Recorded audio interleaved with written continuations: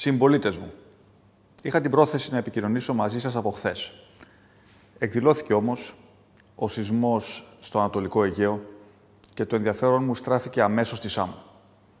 Το νησί άντεξε. Αλλά δυστυχώς χάσαμε 2 παιδιά. Εκφράζω τα συλληπιτήριά μου στις οικογένειές τους και γρήγορη ανάρρωση στους τραυματίες. Η σκέψη μου, όπως και όλων μας, είναι μαζί τους εκεί. Η φροντίδα του κράτους είναι εκεί. Και σε λίγο θα είμαι κι εγώ εκεί. Η Τουρκία μετρά επίσης πολλά θύματα και τεράστιες ζημιές. Επικοινώνησα ήδη με τον πρόεδρο Ερντογάν, τονίζοντας πως πέρα από τις δυσκολίες της σχέσης μας, σε αυτές τις στιγμές προέχει η ενότητα των λαών μας. Γιατί για εμάς, η προστασία της ανθρώπινης ζωής ξεπερνά σύνορα και διαφορές. Τον ευχαριστώ για τη θετική ανταπόκριση στο τηλεφώνημά μου. Την ίδια ώρα πάντως, η μεγάλη απειλή που πολιορκεί τη χώρα και τον πλανήτη παραμένει ο κορονοϊός. Πριν από 1 μήνα, είχα εκφράσει την ελπίδα ότι θα μπορέσουμε να συνυπάρξουμε μαζί του με προφυλάξεις που δεν θα διαταράσσουν ουσιαστικά την οικονομική και κοινωνική ζωή. Δυστυχώς, τα πράγματα δεν εξελίχθηκαν έτσι. Το σημερινό μου μήνυμα είναι εκείνο που ήθελα εξ αρχής να μην χρειαστεί να κάνω. Αλλά δεν επιτρέπεται να κλείσω τα μάτια στη σκληρή πραγματικότητα. Επιβάλλεται να θέσω εκ νέου την υγεία και την ασφάλεια των Ελλήνων πάνω από κάθε άλλη επιλογή. Αυτό είναι το χρέος που έχω και αυτό υπηρετώ. Ύστερα από μία μακρά περίοδο σταθερότητας, τα κρούσματα αυξάνονται εκθετικά και στη χώρα μας. Και οι επιστήμονες προειδοποιούν ότι σύντομα η νέα επέλυση της πανδημίας θα κλονίσει τις αντοχές του Εθνικού Συστήματος Υγείας, δοκιμάζοντας όχι μόνο ασθενείς, αλλά και τους γιατρούς και τους νοσηλευτές μας. Είναι λοιπόν η ώρα των πολιτικών αποφάσεων. Και για αυτές θα σας μιλήσω, θέλοντας και πάλι να προλάβουμε τα χειρότερα που ήδη απλώνονται σε όλη την Ευρώπη. Μόλις προχθές, άλλωστε, στο έκτακτο Ευρωπαϊκό Συμβούλιο, διαπιστώσαμε πόσο δύσκολη είναι η διαχείριση του δεύτερου κύματος του COVID-19, καθώς παντού ο εφιάλτης έχει επιστρέψει δρυμύτερος. Όπως την Άνοιξη πετύχαμε να αποκρούσουμε τον ιό και το καλοκαίρι επανεκκινήσαμε την οικονομία και τον τουρισμό ελέγχοντας τις δυσκολίες, έτσι και τώρα οφείλουμε να κινηθούμε ξανά προληπτικά και με ένα δυναμικό σχέδιο τον Νοέμβριο να διεκδικήσουμε έναν πιο αισιόδοξο Δεκέμβριο, με όσο το δυνατόν ομαλότερη κοινωνική ζωή και μεγαλύτερη κίνηση στην αγορά των Χριστουγέννων και των γιορτών. Γιατί πράγματι, το τελευταίο τρίμηνο πορευτήκαμε με μικρές μόνο εκπτώσεις στις καθημερινές μας συνήθειες. Και τα καταφέραμε.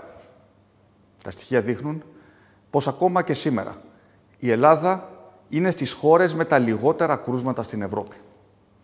Θα ήταν λάθος όμως να επαναπαυθούμε σε αυτό. Γιατί όταν οι δραματικές εικόνες των γεμάτων νοσοκομείων μας οδηγήσουν στη συνειδητοποίηση του μεγέθους του προβλήματος, τότε θα είναι αργά. Δυστυχώς, ο κορονοϊός ξέρει να περνά από τις χαραμάδες της αμέλειας κάποιων λίγων που υπονομεύουν την προσπάθεια των πολλών. Και ο καλός καιρός πάβει να είναι σύμμαχός μας, καθώς σε λίγο θα περνάμε όλο ένα και περισσότερο χρόνο σε κλειστούς χώρους. Γι' αυτό και πρέπει να δράσουμε τώρα. Τώρα, πριν λυγίσουν οι μονάδες εντατικής από το βάρος ζώων που κινδυνεύουν. Τώρα, που έχουμε τη δυνατότητα εντοπισμού και εχνηλάτησης των κρουσμάτων. Τώρα, που ξέρουμε ότι όταν λαμβάνουμε γρήγορα και στοχευμένα μέτρα, αυτά αποδίδουν. Γιατί υπάρχουν πόλεις που μέσα σε λίγες μέρες ξεπέρασαν τον κίνδυνο. Ενώ άλλες που δεν είχαν πρόβλημα και αδράνησαν, με αποτέλεσμα αυτή τη στιγμή να απειλούνται. Φαίνεται ότι δεν καταφέραμε να αντιθασεύσουμε τον εφησυχασμό από τη συλλογική επιτυχία της πρώτης φάσης.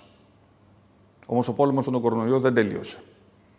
Και έτσι τώρα καλούμαστε σε μία ακόμα μάχη. Συμπολίτες μου, από την Τρίτη το πρωί και για 1 μήνα τίθεται σε ισχύ ένα πρόγραμμα βάσει του οποίου η επικράτεια χωρίζεται πλέον σε 2 ζώνες αντί για 4. Επιτήρησης και αυξημένου κινδύνου. Στην πρώτη εντάσσονται όλοι οι νομοί που μέχρι τώρα παρουσίαζαν σχετικά λίγα κρούσματα. Αυτοί δηλαδή που μέχρι σήμερα είναι στο πράσινο και το κίτρινο. Εκεί θα ισχύουν τα γνωστά μέτρα, κάποια από τα οποία διευρύνονται. Και είναι τα εξής. Χρήση μάσκας παντού, σε εσωτερικούς και εξωτερικούς χώρους. Περιορισμός της κυκλοφορίας από τις 12 το βράδυ έως τις 5 το πρωί. Εφαρμογή τηλεεργασίας 50% σε δημόσιο και ιδιωτικό τομέα. Και πλήρη τηλεεκπαίδευση στα πανεπιστήμια.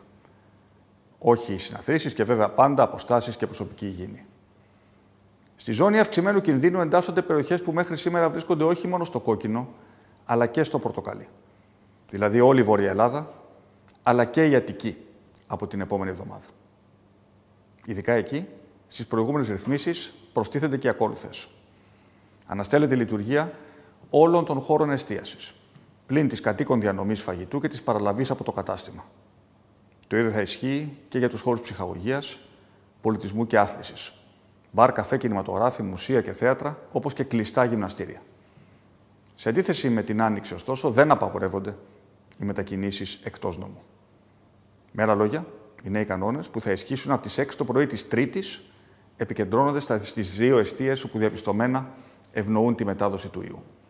Στη διασκέδαση και στην κινητικότητα των πολιτών. Ενώ διατηρούν σε ολόκληρη την επικράτεια τη λειτουργία της βιομηχανίας, του λιανεμπορίου και των σχολείων. Και παραμένουν ανοιχτές υπηρεσίες όπως τα ξενοδοχεία και τα κομμωτήρια. Γιατί εκεί τα στοιχεία δείχνουν ότι το πρόβλημα ελέγχεται. Πρόκειται για μια αναγκαία προσαρμογή της άμυνάς μας, καθώς η επίθεση του ιού εκδηλώνεται κατά κύματα. Και εμείς οφείλουμε να προσαρμοζόμαστε εγκαίρως. Σε σύγκριση με την πρώτη φάση, τώρα η κυκλοφορία είναι ελεύθερη, χωρίς την ανάγκη αποστολής μηνυμάτων. Τα καταστήματα λιανικής παραμένουν ανοιχτά, η παραγωγή συνεχίζεται απρόσκοπτα και τα σχολεία λειτουργούν κανονικά. Για να το πω διαφορετικά, δεν μιλάμε για ένα συνολικό πάγωμα της καθημερινότητας, γιατί θα το επαναλάβω, ένα καθολικό lockdown αποτελεί το ίστατο βήμα που θα πλήγωνε την οικονομία και την κοινωνία, ναρκοθετώντας παράλληλα την επόμενη μέρα της χώρας σε πολλούς τομείς. Είναι μέτρα παρεμφερή με αυτά τα οποία θεσμοθέτησαν η Γαλλία και η Γερμανία, αφού όμως χτυπήθηκαν προηγουμένως από δεκάδες χιλιάδες κρούσματα. Και εδώ τα εφαρμόζουμε νωρίτερα, επιμένοντας να αντιμετωπίζουμε τον ιό όσο πιο γρήγορα μπορούμε, ώστε να έχουμε εμείς πάντα την πρωτοβουλία των κινήσεων. Το ολοκληρωμένο σχέδιό μας για τον Νοέμβριο θα παρουσιαστεί αναλυτικά από τους αρμόδιους υπουργούς. Και μαζί του ένα έκτακτο πρόγραμμα στήριξης εργαζόμενων και επιχειρήσεων που θα δοκιμαστούν από τους νέους περιορισμούς. Θυμίζω ότι μέχρι σήμερα το κράτος αναπληρώνει τις αμοιβές που χάνονται εξαιτίας της πανδημίας. Συνεχίζει να καλύπτει τις ασφαλιστικές εισφορές όσων χρειάστηκε να απασχοληθούν με μειωμένο ωράριο. Ανέστηλε σχεδόν όλες τις οφειλές και ενίσχυσε τον παραγωγικό ιστό της χώρας με πολλά χρηματοδοτικά εργαλεία. Το ίδιο θα κάνουμε και τώρα. Η πολιτεία έχει φροντίσει να διατηρεί αποθέματα, καθώς η κρίση αυτή εκδηλώνεται σε πολλά μέτωπα. Και θα σταθεί και πάλι, δίπλα σε όποιους αντιμετωπίσουν προβλήματα τώρα. Με αποζημιώσεις, δάνεια, απαλλαγές και διευκολύνσεις που θα πλησιάσουν το 1,5 δις. Γιατί αν η ζωή παραμένει προτεραιότητα, η οικονομία δεν πάβει να είναι αυτή που πρέπει να διατηρηθεί ζωντανή για να την υπηρετεί. Ξέρω ότι τα μέτρα αυτά είναι δύσκολα, κυρίως για όσους εργάζονται στην εστίαση, στη διασκέδαση και στον πολιτισμό. Θέλω να ξέρετε ότι όπως και την περασμένη Άνοιξη θα είμαστε κοντά σας. Κανείς δεν θα μείνει απροστάτευτος. Και εφόσον τα μέτρα αποδώσουν, θα μπορέσουμε στις αρχές του Δεκεμβρίου να ζήσουμε σε ένα ομαλότερο περιβάλλον. Ακόμα πιο όριμοι και συνειδητοποιημένοι. Συμπολίτες μου, κλείνω όπως άρχισα. Από την πρώτη στιγμή ήθελα να αποφύγω αυτό το μήνυμα. Το απαιτούν όμως οι συνθήκες. Οι λέξεις τελειώνουν και μαζί τους ελπίζω να τελειώνει και η αμφισβήτηση των πραγματικών δεδομένων. Σας παρακαλώ λοιπόν να αφήσουμε τους επιστήμονες έξω από κάθε αντιπαράθεση. Γιατί αν αμφισβητήσουμε την επάρκειά τους, ή ακόμα χειρότερα, αρχίζουμε να τους κατηγορούμε ότι παίζουν πολιτικά παιχνίδια, τότε πριονίζουμε το κλαδί πάνω στο οποίο καθόμαστε όλοι.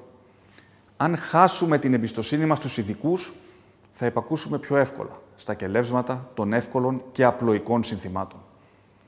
Και δεν αναφέρομαι μόνο στους λίγους ψεκασμένους, αλλά και σε εκείνους που δικαιολογημένα είναι κουρασμένοι από αυτήν την πολύμηνη περιπέτεια. Η θεμιτή πολιτική κριτική ας περιοριστεί λοιπόν στους πολιτικούς. Εξάλλου, πρώτος εγώ αναλαμβάνω την ευθύνη των αποφάσεών μου. Δεν κρύφτηκα στα δύσκολα, δεν θα το κάνω τώρα. Τώρα είναι η ώρα των πράξεων από όλους και από τον καθένα ξεχωριστά. Η πολιτεία σήμερα παρουσιάζει το σχέδιό της με στόχο να μείνουμε υγιείς μέχρι το εμβόλιο να σημάνει το ξημέρωμα μιας νέας φωτεινής πραγματικότητας. Η στιγμή εκείνη πρέπει να μας βρει όρθιους και ενωμένους, έτοιμους να ξεπεράσουμε και αυτή την εθνική δοκιμασία όπως εμείς οι Έλληνες ξέρουμε.